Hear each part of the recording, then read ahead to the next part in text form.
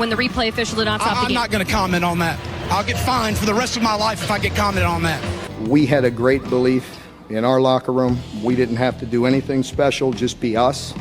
I was so proud of this team. We had so much fun, it ought to be illegal. Coach Carousel talk, is that something you just ignore? Yeah, you ignore it because one week you're getting fired and the next week you're going to take another job, and I'm worried about the darn SEC West Championship. And so, yes, to answer your question. Our purpose is to win, make no mistake about it, but it's to win the right way. And our goal, our stated goal, is going to be to win the to win the SEC East. Talk about the reception you received from the fan base. Did you ever think you'd be kissing and hugging babies at the tarmac when you got off the plane? A lot better than another tarmac experience that I had. I didn't think of it as like an anniversary or something like that. We're coming, and we ain't backing down.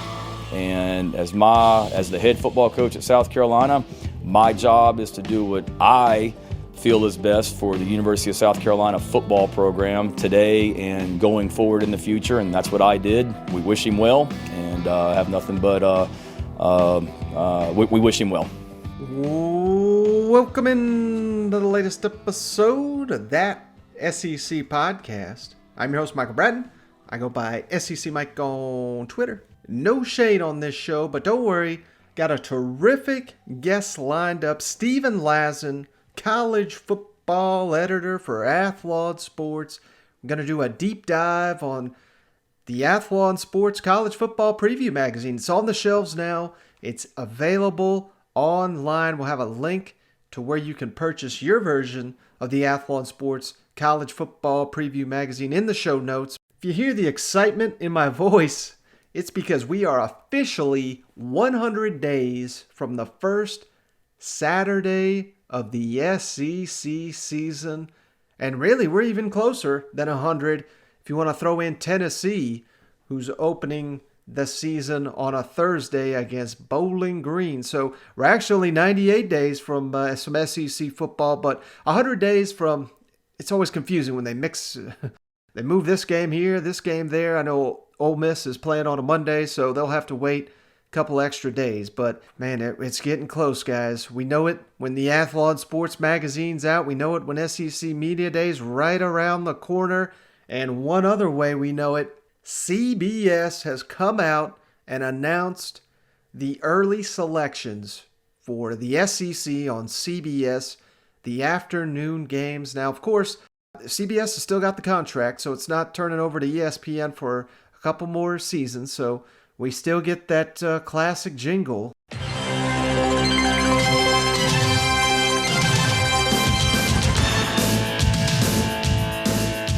And now we know the first games that have been selected by CBS to get the SEC on CBS treatment, and right as we expected, week 3 of the season, Alabama at Florida.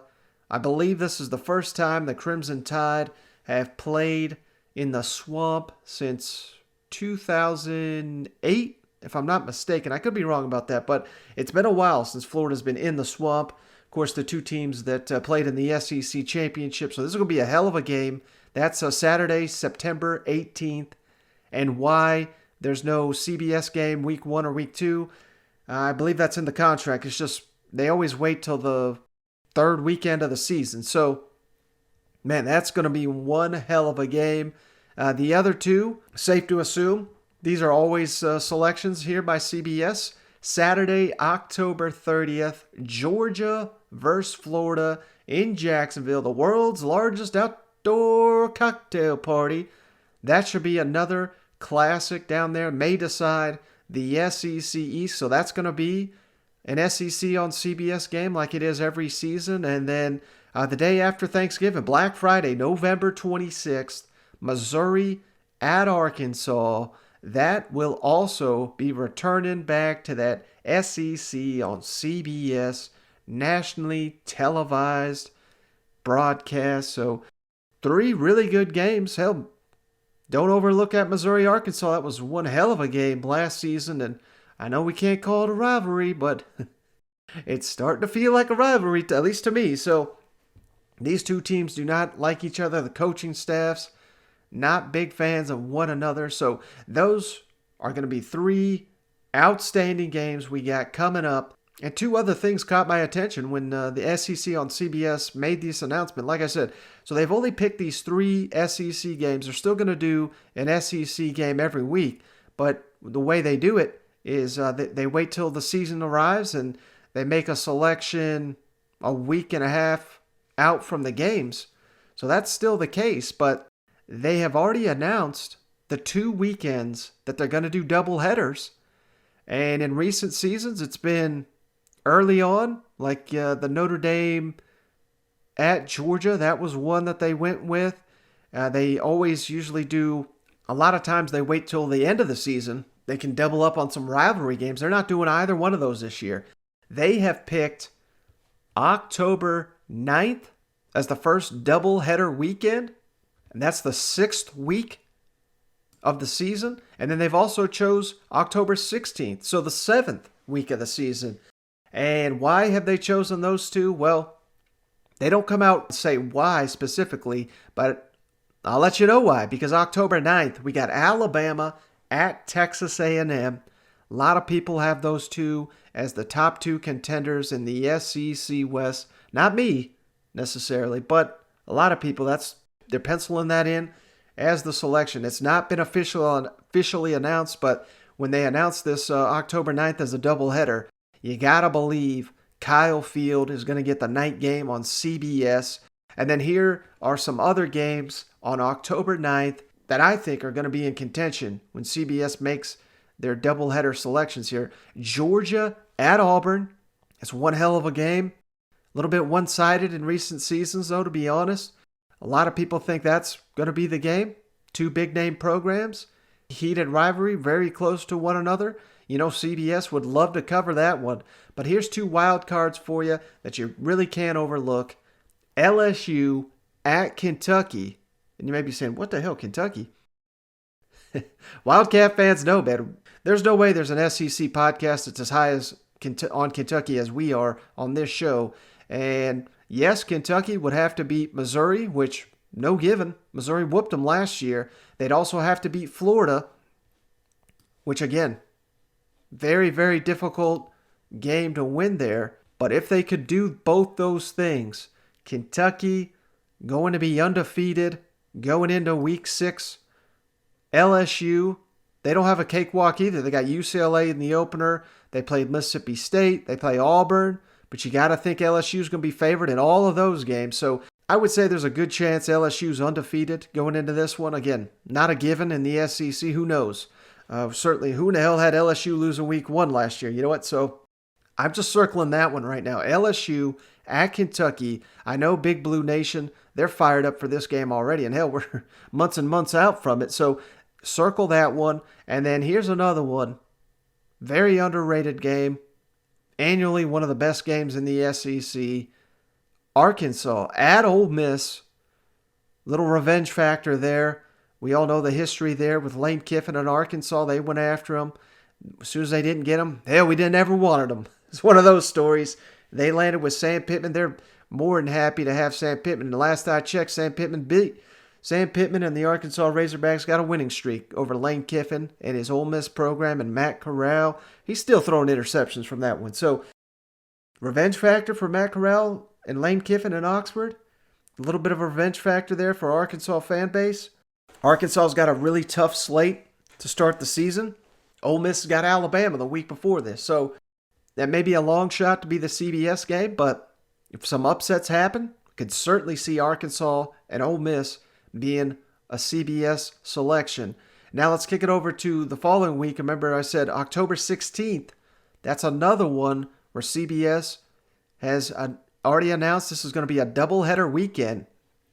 And listen to the games we got lined up here for Saturday, October 16th in the SEC. Florida at LSU. You got to believe that's going to be one of these games unless one of these teams implodes.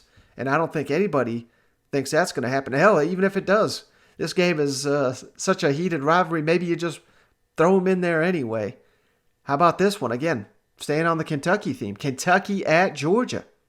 if Kentucky has a miracle-type season, this could be for the SEC East. Don't rule it out. Hell, last year they almost beat Georgia, and they didn't even have a damn quarterback. Of course, Georgia didn't really have one either, but that was a slobber knocker 14-3 game. Not ruling it out there. Now, here's a sneaky one. I think this has an excellent chance of being the SEC selection here that nobody's going to see coming. Texas A&M at Missouri. We talked about that matchup on a previous podcast. I think that one could make a lot of sense for CBS. We also got Ole Miss at Tennessee, the Lane Kiffin Bowl. Shane will be dialed in and watching that. Maybe 100 points, probably more than 100 points scored in this one between Ole Miss and Tennessee. So the Lane Kiffin Bowl, there's a chance that one is the game. We got Auburn at Arkansas, another good one. Remember how that ended last year with the Bo Nix backwards spike? Never seen a spike go backwards in my life, but for some reason they honored that one. We all know the story there. Alabama at Mississippi State and Vandy at South Carolina. So, hey, it's a loaded SEC weekend, October 16. Two of those games I just rattled off are going to be SEC on CBS selections. I can't wait for it. All right, real quick, before we get to our interview here with Stephen Lassan of Athlon Sports. War damn Eagle. Brian Harsin was at one of these Auburn functions here that these coaches do in the offseason and was asked, the added competition there in the quarterback room at Auburn. Of course, TJ Finley, former LSU quarterback, landed there on the plains this week. I don't believe Brian Harsin is allowed to comment about TJ Finley until he officially enrolls at Auburn. So doesn't mention TJ Finley's name specifically, but he does talk about, there's a new guy there in Auburn. What's that do to the quarterback room? I thought this was an interesting answer here from Brian Harsin. When you look at your quarterback room, just what do you want to see from a competitive standpoint from now in the summer and then going into fall camp? Yeah, like everybody else, guys compete. The quarterback room is about toughness, it's about preparation, it's about decision making, it's about accuracy. But these guys, you want to have the ultimate competitors in that room. And really it starts with themselves. That's the one thing about that position is one guy that's on the field, usually, right, that's playing that position. So you got to start with yourself. You got to compete with yourself every day. You got to push yourself every day. You got to develop yourself every day. And I think just within our team, competition helps that. Competition keeps you focused. Competition gets you up and out of bed in the morning and drives you towards improving. And so, there's nothing wrong with that. And I think that's something that, I hope our players understand, that's not a bad thing. And in every position on our team, I hope that we can provide competition. And I hope that every guy wants to play, and I hope every guy, they're great teammates with each other, they treat each other, respect each other like they should. We build chemistry, but at the same time, you're here to play. You're here to go out there and be on the field. And so every single day you focus on what you need to do, you compete with yourself, and when you got people that are driving you to do that in that position or on this team, that's going to help you. All right, it's not often I get to say, hey, I think Shane nailed it, and that's exactly what happened. If you caught it on the last podcast, this is exactly how Shane kind of pinpoint this thing. TJ Finley adds competition, going to make Bo Nix a better player, and by all means, Bo Nix is going to be the favorite to win that job. He's got started for 2 years in a row, went through the spring. He's already got a head start on TJ Finley on this quarterback competition, but I still give Finley a chance to beat him out, and that's what Brian Harsin's talking about here. We'll find out if Bo Nix wilts under the pressure, then they're going to be damn glad they added TJ Finley. If it makes Bo Nix a better quarterback and he shows that he's the only option there to start this year for Auburn, they're still going to be happy they had TJ Finley. And don't forget, Bo Nix is a guy that Gus Malzahn never really asked him to run a whole heck of a lot there during the first 2 years of his career, but he is a running quarterback. So there's always a chance that Bo Nix gets nicked up. Maybe he has to miss a series or a game or, God forbid, the season. And Auburn, their hopes might be dashed if they didn't have a TJ Finley to back him up. So all across the board, this is going to help the competition. Harsin wants competition not only at the quarterback position, but all over that roster. So I just really appreciate this transparency from Brian Harsin. He seems like a no-nonsense type of guy. All right, last thing, just wanted to mention this real quick. Let's jump on down to Mizzou. M-I-Z! Been a rough couple of weeks here for Missouri after Jadarius Perkins announced he's leaving the program. He's since committed to Florida. We've covered that. But since that time, they've also lost senior cornerback Jarvis Ware, who likely would have been another starter here in the secondary for Missouri. So now we got two potential starting corners off the roster, and it gets a little bit worse here because senior receiver Jalen Knox, who he wasn't the leading receiver last season, but he has more receptions and more receiving yards than anybody on that roster. He's played at Mizzou for 3 seasons. He's off the team. Junior defensive back Chris Mills, junior offensive lineman Mike Ruth, also off the team. Those two guys were, career backup type reserve players, so no huge loss there. But Missouri's not really a program that can go into a season down at key positions like defensive back or receiver. So, these are blows to Missouri, make no mistake. It's not going to cripple their chances next season. These are, like I said, none of these are game breaker all SEC type players or anything, but just something to monitor here where I would anticipate Missouri, if they have the roster spot available, which I believe they do, maybe they get involved in the transfer portal and try to get some guys back in the fold because, man, they're getting picked apart here with in the secondary, losing Jalen Knox. They may need a receiver now to complement that replacement. But all right, I've held off long enough. Let's get to our interview. Terrific interview here with Stephen Lassan. Hit on all 14 SEC teams. Well, we're pleased now to be joined by a friend of the show, Stephen Lassan, college football editor for Athlon Sports. And of course, this is maybe the best time of the offseason because we got the Athlon Sports magazine, college football previews coming out. So, Stephen, thanks so much for joining me. I really appreciate it. Hey, Mike, it's always good to talk to you. And you said it best there. It's one of the best times of the year. It's talking season. We're previewing the season. The magazine is on the newsstands. We can't be wrong about anything just yet. It's all preseason stuff. So looking forward to it. It should be an exciting year in the SEC. Well, before we get rolling here, Stephen, can you tell the listeners where can they get their Athlon Sports magazines? I know you got the national preview. You also got the SEC preview. I get both of them, but where can the listeners find that?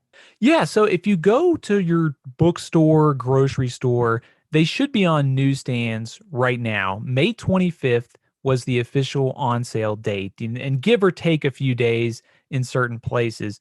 If you want to buy them from our online store, you can go to athlonsports.com. At the very top, there is a buy your magazine link there, and it takes you to our store. So, the good thing about that is if you're a Texas A&M fan that's living in South Carolina, we can ship you the Texas A&M cover because they're all regional. So South Carolina will get the South Carolina cover, but there is a little bit of a difference in the magazines too. The SEC is a more in-depth preview of just SEC teams, and the National has a preview for all 130 teams. So athlonsports.com or your bookstore, local grocery store should have them right now. All right, yeah, and I'll put a link in the show notes for anybody interested. Head on over to the Athlon Sports online store. That's how I get mine because, like Steven says, I like to pick my own cover. So, and when it's Athlon Sports time, Steven, no joke, every day I'm checking the mailbox about 3 or 4 different times to see if that mailman has come yet because it's like Christmas here in May. So I really appreciate you and all the work you guys do at Athlon. That's why I really wanted to have you on. But before we get rolling here with, the predictions and stuff like that, I had 2 questions I really wanted to ask you. Just, how difficult, in your opinion, is it to grade last season? I know nobody is, we're all tired of talking about COVID, but, with players missing and coaches not getting the spring and just all the craziness that was last season, how much tougher did that make putting this magazine together? Significantly tougher. I'm glad you asked about that because I found it to be one of the most challenging magazines as far as predictions, understanding teams that we've had to do. And, in the SEC, teams got 9 or 10 games, but it was a 10-game SEC slate. So it was different than previous years. But the Pac-12 had teams that had 4 games, had 6 games, 7. So even if teams played a normal season, because of how the season played out with guys missing time due to positive test or quarantine, you mentioned the new coaches. That is one of the hardest things that we tried to grapple with during our process. First year coaches struggled.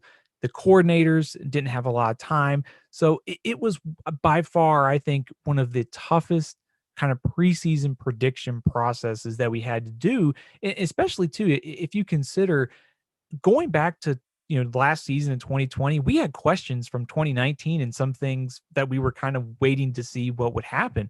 But because of how unusual the season is, I don't know that we found necessarily answers for those things. So I think there's a lot of unknown going into this year, and I think a lot of uncertainty on some of these question marks. Well, kind of piggybacking off that and what you just, hit on there, the uncertainty, how much difficulty is there in projections with the transfer portal? That was the other thing I wanted to ask you about.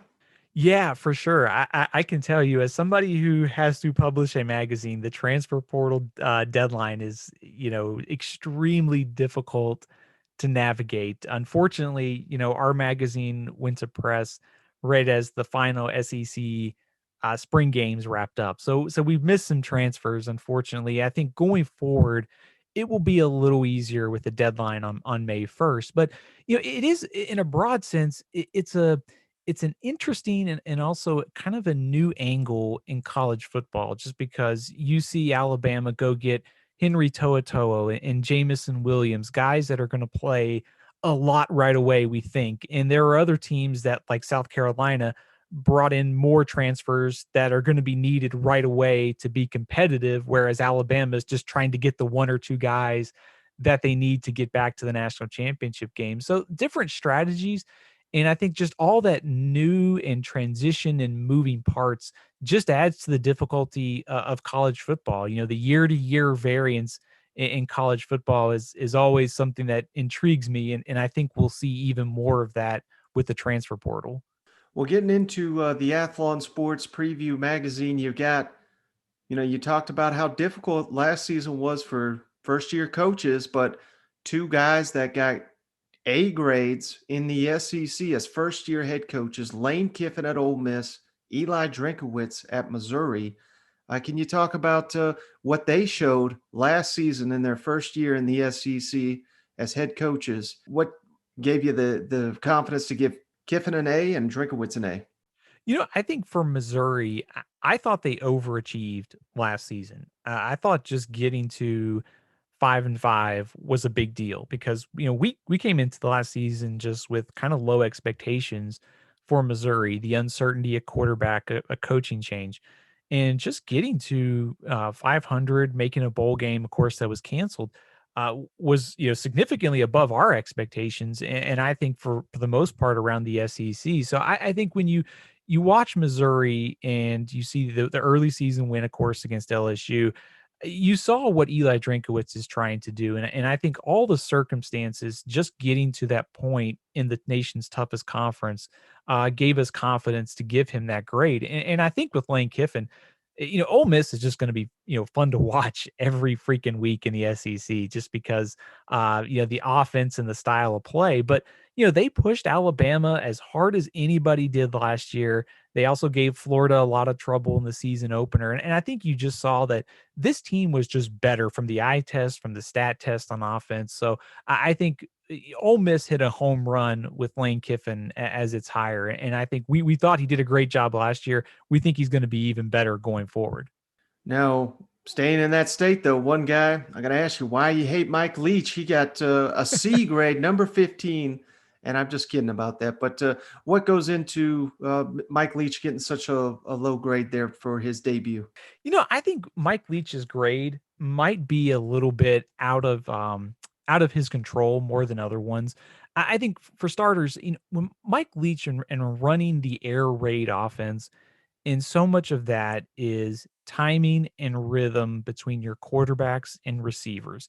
And just the overall scheme change, it was pretty significant from the last 2 coaches. And the quarterback turnover, they started with KJ Costello, the great win against LSU. And then things just kind of didn't go well from that point. And I thought they got better over the course of the season, but there are positives to build on for Mississippi State. Certainly, I just think he was one of those coaches that we will get a better sense of where he is going forward, because having a normal offseason will be great for his offense and all that. I think long term, Mississippi State is going to be fine. I just think with their record and kind of how things started, then how things went in the middle, we just didn't think he was quite up to Kiffin or Drinkowitz in grades. Now you got Mike Elko as coach on the rise, Texas A&M's defensive coordinator. I've been touting the Aggies as I think they're going to have one of the best defenses in the SEC next season. If that is the case and Texas A&M lives up to expectations, could this be the last year you think that we see Mike Elko as an assistant and then potentially as a head coach? Yeah, for sure. I mean, if I'm not mistaken, I think Mike, his name came up in the Kansas search too. So you can start to see that his name will be mentioned more in coaching searches. I think over next season or the year after. I think on paper, when you start looking at Texas A&M this year, I mean, they gave up 22 points a game last season, but they bring back 9 starters, and you start look at the depth chart. I mean, Leal's back on the defensive line, and the secondaries made big strides too. Just statistically, Texas A&M's defense is among the best in college football, and I think that's a big reason why we've got them projected in the top 10. So absolutely, Mike Elko is a coach on the rise, and I don't think he will have to wait too long to find a head coaching job. Of course, he could also be pretty picky too, because, with the way that he's recruiting and developing, he should have plenty of good defenses to come there in College Station. Now, Athlon also in the preview magazine this year's got a section best games of 2021, and several of these involve at least one SEC team. And the number one on the list, I think this is everybody's number one game they're looking forward to, at least for the regular season. Georgia, Clemson in Charlotte in the season opener. I'm not asking you to necessarily pick the game. I know it's over, well, as this comes out 100 days away, basically from this game. But if you had to lean which one direction, who do you like in that game? Man, it's so tough because I think you look at these two teams and you see a lot of similarities and question marks. Offensive line and secondary for both teams is kind of under construction early in the year. And of course, both of these teams have quarterbacks who haven't started a full season, but we feel really, really good about. I think I would probably side with the odds makers. Clemson is a slight favorite right now. I would probably lean that direction. But I think one of the things we will be interested to see this offseason for Georgia is they've dipped into the transfer portal for help. Does George Pickens get back? How fast does he get back? I don't think he's going to be back by the opener, but certainly I will be very interested to see where that line ends up by August or early September. I would lean Clemson, but man, it's close. I mean, I would say it's in my mind like a point or two difference between these two teams right now. Now, the number 5 game on Athlon's list, Georgia, Florida, of course, annually in Jacksonville. What about that? Who are you leaning towards in that one? And keep in mind, Stephen, depending on your answer, one fan base thinks you're a genius, the other one thinks you're completely biased and a fool. So be careful with your answer here. Yeah, I was going to say, I think last year I took a lot of heat for picking Florida to win the SEC East, and I think that turned out okay. So I'll make Georgia fans happy this year. I like Georgia in that game, and I think you can kind of look at last season as kind of an interesting parallel between these two teams. Georgia has an edge at quarterback, although we think Emory Jones is going to be pretty good too. But Georgia doesn't have to play Alabama during the regular season. Florida does. But I think Georgia, comparing these two teams, the offense is improving, and I feel a lot better about Georgia's defense right now, even though the secondary at cornerback, a little bit unsettled. I will take Georgia to win that game. All right, number 8 on the list. This will be the last big game I want to ask you about, but Alabama at Florida, week 3 of the season. And I think this is, maybe if this game was later in the season, it wouldn't be that intriguing to me, but it'll be the first time Bryce Young, if he is the starting quarterback, like we all assume, first time in a true hostile environment as a starting quarterback. Thoughts on this one? And we all know Dan Mullen is one heck of a coach. No one's going to be picking Florida to win this game, but could you see a path to the Gators, shocking the college football world and beating Alabama at home week 3 of the season? Yeah, I mean, that's a great question. I think it's going to be very difficult to beat Alabama this year. I think it would, for Florida, Emory Jones would just have to have a huge performance. And not only that, Florida's defense will have to be a lot better this season. But I think the X factor that you mentioned is that it's early in the year. Alabama's going to have a new quarterback. They've got three new starters in the offensive line, and with all the losses at receiver, they're going to be breaking in a lot of new in that game. So going in the swamp, which I suspect Florida will have a better defense this year, it will be interesting. But I just think it's going to require those two things: quarterback play and defense, to kind of rise to the occasion. Alabama's new pieces maybe don't play as well early in the season, and Florida kind of catches them off guard. So I think Alabama's going to win that game, but the timing of it is very interesting. All right, so this is what everybody, this is when you get your Athlon magazine, this is what you go to. You go immediately to the predictions. Who does Athlon got winning each division? Who do they got winning the entire SEC? And this year, Alabama over Georgia in the SEC championship game. So I really wanted to ask you this, Stephen.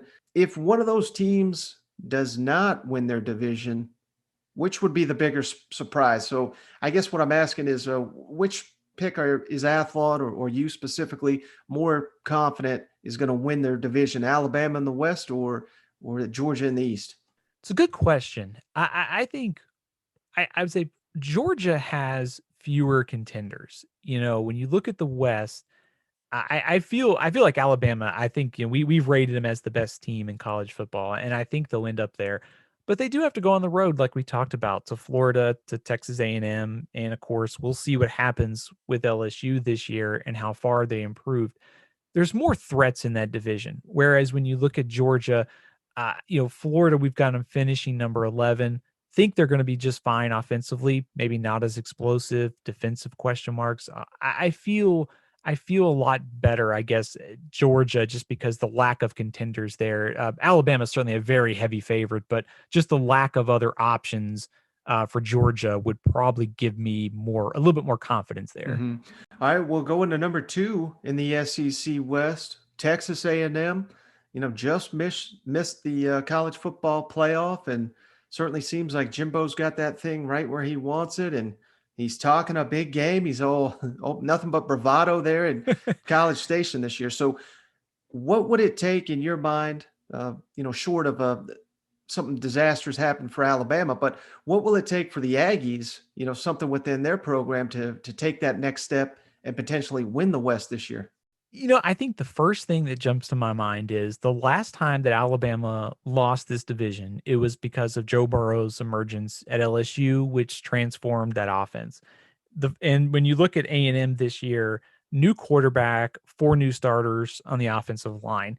And Jimbo does a great job of developing quarterbacks. His track record at Florida State and so far at Texas A&M is very good.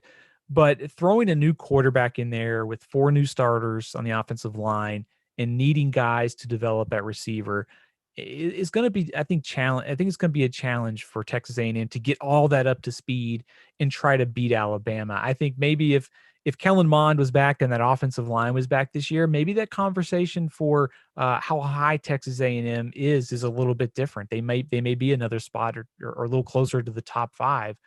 But I think for A&M, the defense is loaded. I think it's just all about the offense. It's how fast does the quarterback situation fall into place in the offensive line. If they can solve those two things, the game against Alabama is not to October, which gives them time. But that will determine just how high they can climb in the West this year.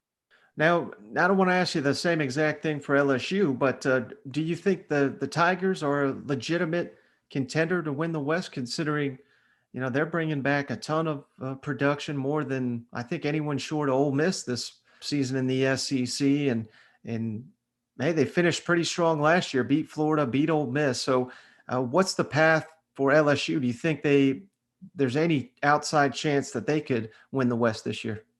Yeah, I mean, I think we have to at least give them a chance just because they have talent. LSU is not hurting for roster talent. I think we looked at LSU as kind of the biggest wild card in the SEC West this year. They were just a really hard team to get a read on. And I think it just goes back to coaching. I mean, they're 1 year removed from winning the national championship at the end of the 2019 season, but two coordinators that are first time play callers combined with question marks on both sides of the ball. But if it all falls into place, LSU is going to be much better than where we have them finishing, which is 17th. I like the fact they have a lot of experience on both lines of scrimmage. I just think that it's really hard for their defense to be as bad as it was last year when you have guys like Derek Stingley and Eli Ricks and the depth that they have up front. So I suspect we will see a much improved LSU team, and getting Texas A&M, getting Florida at home is a huge plus in their favor. But road trips to Ole Miss and Alabama, I think they're going to fall short. I think they're going to be better, but I don't know how much, just because they're just so much of a wild card right now with all the changes and kind of question marks kind of surrounding this program. Now, how big of a separation do you have between that next tier in the West? Because we're looking at Ole Miss. That's where Athlon's got Ole Miss 4, Auburn 5, Arkansas 6, and Mississippi State 7, but all within a 2-game record here. Only 1 game separating those, if you want to break it down by SEC prediction. So the way I look at this, I mean, good luck predicting this one, because I think you could mismatch, any of these 4, basically any order you want, and I would buy it. So what are your thoughts on those 4 teams? I think the first thing is, I think there is a little bit of a gap between LSU and Ole Miss, but I could be persuaded that if Ole Miss improves defensively, that perhaps they could sneak up the standings a little bit by a spot or two.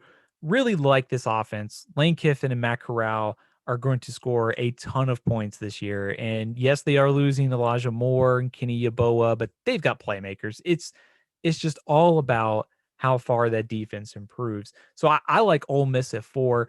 We have Auburn at 5. They are another hard team to figure out, just because it's a transition year under a new coach. How far does Brian Harsin develop Bo Nix or TJ Finley? Offensive line's been an issue at Auburn too. Their schedule, I think, is kind of difficult. I mean, Penn State and non-conference play, Georgia and not and crossover play. And then you have to still face the top 4 teams that we have projected in the West. So I think Auburn's a bit of a mystery. I think Brian Harsin's a good hire. I just wonder how fast it will fall into place. And those bottom 2 teams, man, I suspect Arkansas and Mississippi State are going to be really difficult outs for a lot of people in the league this year. I think both are getting better, and especially Arkansas, just the fact that they were so much better last year under Sam Pittman. I think if they were in the East, I would probably pick them 3rd this year. But because of the West being so difficult, we have them 6th and 7th. So I kind of separate Ole Miss. I think they're a little bit better than Auburn and the other 2 teams. But you're right. I mean, something for Arkansas, Mississippi State breaks right, and maybe they're a little bit better than we think. And I could easily see them sneak into 5th and try to get into that top 25 to 30 range.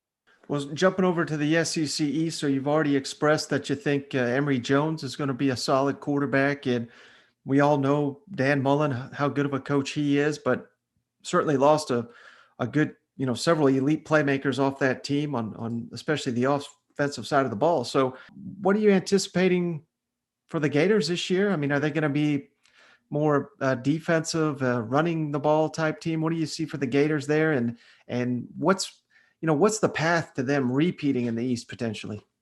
I think you mentioned running game and defense there kind of together. And I think there's something to this, that Emory Jones plus Pierce, Bowman, right at running back, perhaps Florida this year, maybe doesn't play with as quick of a tempo. They can use that running game to protect their defense to some extent. And their defense from a talent standpoint should be better. I mean, you throw Elam at cornerback and guys like Brenton Cox and Ventrell Miller, they should be better on defense. So I think it's hard for me to see them replicating giving up 6.1 yards per play next season. They should be better there.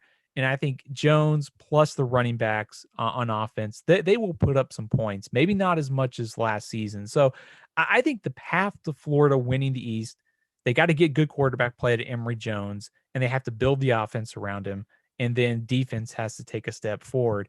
Getting LSU and Alabama in crossover play is really difficult. And I think that might be the biggest obstacle, that they're going to be good, top 10, top 12 good. But when you have to play at LSU, you still have to play Georgia, and you have to play Alabama. They might be 10-2, 9-3 type team this year. Now, Athlon's got Missouri, number 3 in the East. That's pretty high, but I've seen a lot of projections. A lot of people think, certainly with under Eli Drinkowitz, the Tigers are on the up and up. But I'm a little freaked out about how last season kind of caved on them, and I don't really get all the Connor Bazelak love. So, what's your confidence level in Missouri being number 3 in the East? Yeah, first of all, I would say 3rd and 4th in the East is a definite toss-up. We spent a lot of time, kind of deciphering whether Missouri should be 3 or Kentucky should be 3. Based on track record, Kentucky certainly under Mark Stoops is a pretty strong argument. But I think the argument for Missouri over Kentucky goes back to just a couple things.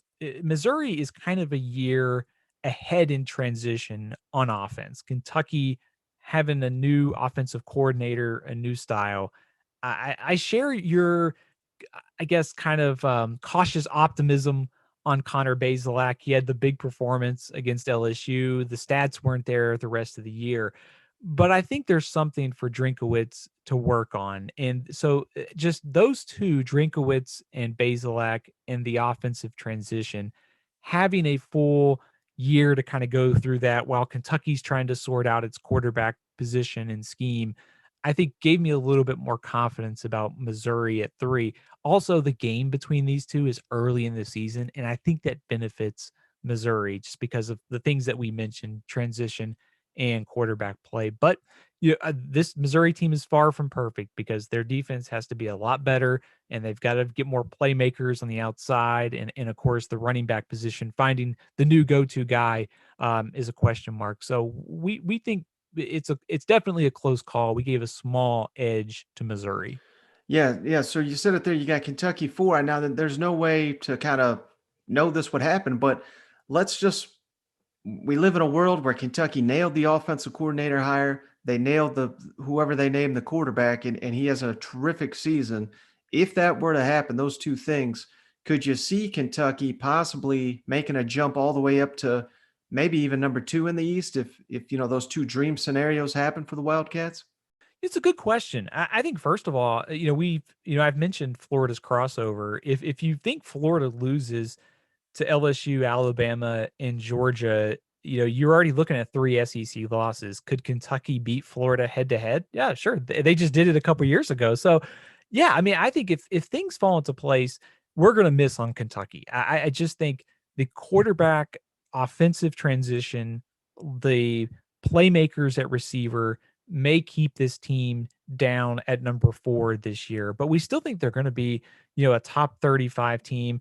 And some of the things that, you look at their defense, only 4 starters are back. I think they're going to be fine there and on the offensive line. And I love watching Christopher Rodriguez, the running back, too. He's going to have a good season. So if things fall into place, we will miss on Kentucky. But I also think we are concerned about those offensive question marks, like you mentioned. Now, number 5, you got Tennessee. And, I certainly understand that. But, I think it's very popular to just kind of crap all over the Vols with all the guys they had departing and all the scandal and everything. And some people think Tennessee is the worst team in the SEC, but I think they're a lot more talented than people give them credit for. And I think Josh Heupel, while he may not have a deep team, I think he's taken over several positions that have, quality players. So thoughts on the Vols there at number 5 in the SEC East? Yeah, I share kind of your thoughts there that Heupel has enough to get to a bowl game this year. If you give Tennessee wins over South Carolina, Vanderbilt, and the 3 non-conference games they'll be favored in, there's 5 right there. They just need to beat Pitt or pick up another win in SEC play to get to 6. I think if you start going down the roster for Tennessee. They are thin at some spots, but I think dipping into the transfer portal like they have on defense, especially at linebacker, will help them a lot. And I think fill some of those gaps. Offensively, Tennessee's got options at quarterback, whether it's Milton, Hendon Hooker, Harrison Bailey. At least they have options. And Heupel has shown that he can get quality quarterback play. And having that many options that are talented, I think he'll figure something out. And I kind of liked some of Tennessee's playmakers at running back and receiver, especially Jalen Hyatt, Cade Mays and Darnell Wright. That's a pretty talented, twosome to build your offensive line around. So I don't think, like you mentioned, depth is a major issue for Tennessee, but there's enough frontline talent. And if they can squeeze out decent quarterback play, just getting to 6-6 would be a good accomplishment for Josh Heupel, and I think that's very achievable this year. Now, number 6, you got South Carolina. Now, again, it's kind of similar to Tennessee. There's, the defensive line looks very good. The offensive line is experienced, and maybe the best group of running backs in the entire SEC. I know Texas A&M and Georgia fans get mad when I say that. So there are pieces there to like about South Carolina, but it's got to be tough to project what they're going to do under a first-time head coach and an offensive coordinator that I never even heard of till he got the job. But what are your thoughts on the Gamecocks there at number 6 in the East? Yeah, a really hard team to get a read on, like you said. I think the first thing that jumps to mind is Shane Beamer was a popular hire, and I think he's also inheriting a job that's got a lot of work. Switching to a 4-2-5 defense after losing guys like J.C. Horn and some of the other players they have in the secondary, it's going to be tough. And I think, much like Tennessee and some of these other teams, they dipped into the transfer portal for help, and they needed at a couple positions. I think this team, when you look at the strengths, you mentioned it, running backs, Marshawn Lloyd, Harris, that's a pretty quality 1-2 punch. They just don't have a lot of proven playmakers at receiver. And the quarterback position, Luke Doty, good runner. Can he be consistent enough as a passer to get this team to a bowl game? So I think it's more likely that they're somewhere 4-8, 5-7 type team. Just a lot of new pieces, a lot of unknown. And I think that it's going to be a transition type year for this team. Now, last you got Vanderbilt, number 7, coming off the 0-9 season. Thoughts on, Clark Lee, and hey, at least they got a quarterback to build around, but the reality of the Vanderbilt program he's taken over, I mean, it's a complete rebuild with all the defections they had. So can you give Vanderbilt fans, reason for optimism? So I think the first thing that jumps to my mind this offseason is listening to Clark Lee. You get the impression that it is not a 1-year fix. He's talking, 5-10 year plans. So in some respects, I know that's not like optimistic for Vanderbilt, but I really think they nailed the coaching hire. He, Nashville native, played at Vanderbilt, understands what it takes to win there and the challenges. And they took a step forward by the facility announcement, all those things. Like Vanderbilt has had a pretty good offseason, just getting Clark Lee with everything with the facilities. So I think it is a true kind of year zero type situation. They, I don't necessarily read too much into how many players teams have on our all conference team as far as a true indicator of team strength across the board. But Vanderbilt only had a couple guys, I think 3, that made our all conference team. There just wasn't a lot of high end talent. So rebuilding year, but they do have 2 pretty talented quarterbacks in Ken Seals and Mike Wright. That at least gives them something to build around. So I think if you're Vanderbilt, just getting to 3-4 wins, maybe picking off a team in the SEC during conference play would be a good season. So it's truly a rebuilding effort, but I think Clark Lee is going to get it right in the long term. Oh, Stephen, man, I was not prepared to ask you this, but you just made me think of something when you mentioned Athlon's all conference teams. JT Daniels, I believe Athlon's got him number 3, third team SEC. And I just want to know how much crap Georgia fans have been giving you and Athlon since that selection. And if you're concerned, if you get any fan mail from Athens. I was worried you might ask me about that because, man, every year it seems like, there's one selection and we get some definite pushback on it, and this is the one this year. So I'll walk through it. First of all, Matt Corral was first team, and I think, from a talent, production, and also experience standpoint, we went with him for those reasons. He's the only quarterback out of that trio that we considered that has been there for a year, and certainly with the firepower that Ole Miss has, he's going to put up the stats. These are also 3 of the top 10 quarterbacks in the SEC. So we're talking about the best of the best in college football. I think JT Daniels is going to be really, really good. I think Bryce Young's going to be really, really good too. And just watching him from high school tape and the limited action that we've seen him in, just been, impressed with the skill set and also the track record at Alabama. It seems really weird to say that, but like Alabama's quarterbacks have, were Heisman finalists under Mac Jones and Tua. So I think it's a tough call, but we went with Bryce Young over JT Daniels. If you wanted to flip them and go Daniels and Young, I wouldn't argue with you. It's really, really close. And like I said, they're both, and throw Matt Corral in there as well. Are all top 10 quarterbacks. All right, last thing for you, Stephen. I really appreciate all the time you took with us here. But if you had to pick one player from the SEC that you think will win the Heisman Trophy next season, who would you put your money on? Man, that's a great question because the Heisman is such a quarterback-driven award.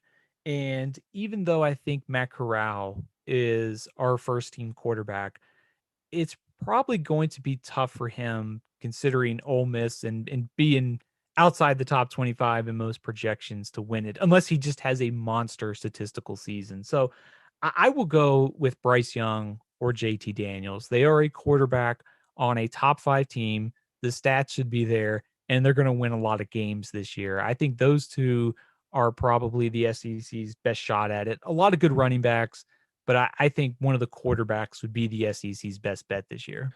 All right, he's Stephen Lassan, college football editor, Athlon Sports. Go out, get your Athlon Sports National Preview Magazine and your SEC Preview Magazine. Thank you so much, Stephen. I really appreciate it. This is not only the highlight of the offseason, but it's always a treat to talk to you. Hey, Mike, anytime. Always enjoy it. And much like you, looking forward to the upcoming season. All right, guys. So I hope you appreciated that one. Stephen going on a deep dive here on everything on the SEC. I really appreciate his knowledge. And I mean, it just comes right out of the guy. I mean, I presented no notes to him, none at all. Just said, hey, come on board, talk some SEC football. And you can see there he's rattling off 3rd, 4th string Florida running backs and on and on and on. So this guy really is, I'll say it. He's a guru. He's a college football guru. He can talk any and all, and it's not just SEC. He can do this for ACC, Big 12, Big 10. I asked him, to come back on the show leading up to the season, have us maybe give us an idea of what the SEC teams are looking at in some of these non-conference games. So looking forward to that, having Stephen back on the show to discuss some of that. But I hope you guys appreciated that as much as I did. I always enjoy talking to Stephen. And like I said there in the interview, if you've not already, jump on there, get your Athlon Sports next time you're in the grocery store, or if not, you want a specific cover that is for your team, head on over to the Athlon Sports online website, which there's a link in the show notes for you to do that. It's really worth your time and money, the Athlon Sports book. So if you guys notice, there's very few season preview people we have on the show, and it's because these are the guys that I think are a cut above. So Stephen Lassan, appreciate you hopping on the line. But hey guys, that's going to do it. And I'm going to try my best to get Shane on the line because we got about half a dozen voicemail here. Really good questions coming in on the line here, which is 615-800-LOVE, as Shane likes to say it. So if you want to get in there, try to squeeze in there before we'll probably be recording Thursday evening if I can get Shane on the line here. And you got a question you want to hit us up with. I know a lot of people mad about my play caller rankings. That's been a popular topic. Shane got trolled a little bit. So, hey, there's something for I'm telling you, these questions are these latest batch of questions are really, really good. So I appreciate each and every one of y'all doing all that. And of course, I appreciate all the ratings and reviews on the Apple Podcast app. Those help the show grow. That's why we ask you to do those. And if you do that, give us that 5-star written review on the Apple Podcast app. We'll send you a beer koozie free of charge. We've now got all 14 teams represented. Still waiting for Missouri and Vanderbilt to arrive in the mail, but those should be coming very, very soon. The rest I got right here, sitting on the desk, ready to get sent out. So we'll send you a beer koozie of your choice, free of charge, just for our rating and review. That's just our way of saying thanks to each and every one of you. But that's going to do it for this episode. Catch you on the next one.